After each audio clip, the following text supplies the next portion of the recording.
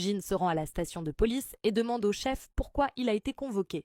Le chef a entendu dire qu'il s'ingérait encore dans les affaires des autres officiers et lui demande de garder ça à un niveau où les autres ne commenceraient pas à le détester en l'appelant chasseur Sung. Jin répond qu'il n'est plus un chasseur, ce à quoi Jin-chul rétorque qu'il est encore plus à l'aise de l'appeler ainsi. Plus important encore, Woo Jin-chul lui dit que le père d'une femme qui s'était suicidée a disparu il y a quelques jours et lui demande s'il est au courant. Jin nie. Coïncidence. Au moment de sa disparition, toutes les caméras de surveillance autour de sa maison ont cessé de fonctionner. Le chef ajoute qu'il fait confiance à Jin, peu importe ce qu'il fait, et que ce n'est pas pour ça qu'il l'a convoqué. Il lui tend alors une carte en lui disant qu'il sentait que Jin voudrait savoir. Le directeur Go Gun-hee, non, plutôt le président Go Gun-hee, est dans un état critique. À l'hôpital, dans la chambre de Go Gun-hee, Jin-woo se téléporte. Le président Gun-hee ouvre les yeux et regarde Jin avant de désigner son masque.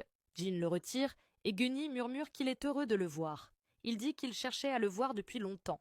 Jin propose de le soigner, mais Gun-hee refuse, disant qu'il a vécu une longue vie et qu'il a accompli tout ce qu'il voulait pendant les 10 années que Jin lui avait offertes et que cela lui suffit. Il a cependant une faveur à lui demander. À l'époque, Jin lui avait parlé d'un monde où ils combattaient côte à côte. Il demande « Peux-tu me montrer ce monde ?» Il veut voir à quoi il ressemblait, à quoi Jin ressemblait à cette époque. Jin lui répond que ce sont peut-être des souvenirs douloureux, mais Gun-hee insiste.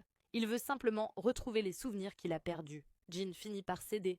En le touchant au poignet et en le tenant, les souvenirs affluent. Leur rencontre, les discussions sur le raid de Jeju, les projets de Jin-woo pour sa guilde, sa conversation avec Matsumoto. Le président Gun-hee se saisit la poitrine tandis que d'autres souvenirs reviennent, le combat contre le monarque des glaces et sa propre mort. Tendant la main vers Jin-woo, il dit que grâce à lui, une fois de plus, il est ému par tout cela. Dans la chaleur de la lumière du soleil, même s'il devient un cadavre froid, cet honneur restera dans ses souvenirs pour toujours, avec une grande chaleur. Le moniteur émet un long bip, Go Gun-hee est décédé, et Jin, au-dessus de lui, essuie ses larmes et lui dit de reposer en paix. Go Gun-hee, qui s'est sacrifié pour beaucoup, est aussi un héros. Plus tard, dans un parc, Jin répond au téléphone. C'est Cha qui lui dit que Suho est là, en train de voler. Elle lui dit que Suho vole partout dans la maison. Elle demande ce qu'elle doit faire, tandis qu'on entend un souvenir de Jin-ho qui disait que, vu que c'est l'enfant de Jin, il s'attendait à ce qu'il court partout dès sa naissance. Jin lui répond de ne pas s'inquiéter,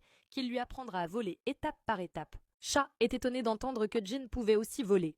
Quand l'automne arrive, l'hiver suit, puis vient le printemps.